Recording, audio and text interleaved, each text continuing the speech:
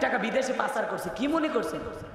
93 billion dollar ঋণের বোঝা চাপিয়ে দিয়ে এই দেশের অর্থনীতিকে ধ্বংস করে দিয়ে পালিয়ে গেছে। কথা বলে ঠিক কিনা? রাগ করবেন না, কথাগুলো বুঝবেন।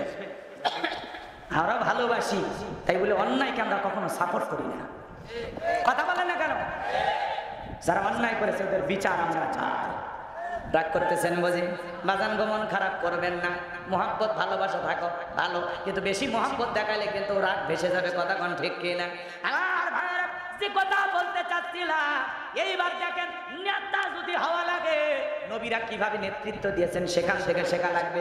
পয়গাম্বার ইচ্ছা করলে একাই বের হতে পারতেন, কিন্তু কি শর্ত দিল?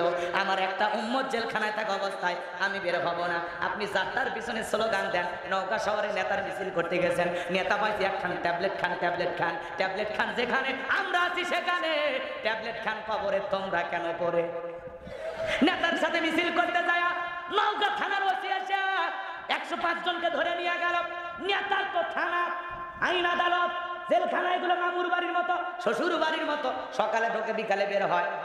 কথা কান না কেন? কিন্তু গরিব কর্মী রিক্সা চালায়, ভ্যান চালায়, মিছিল করতে গেছে নেতার পক্ষে।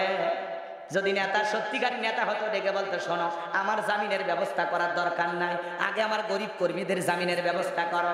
আমার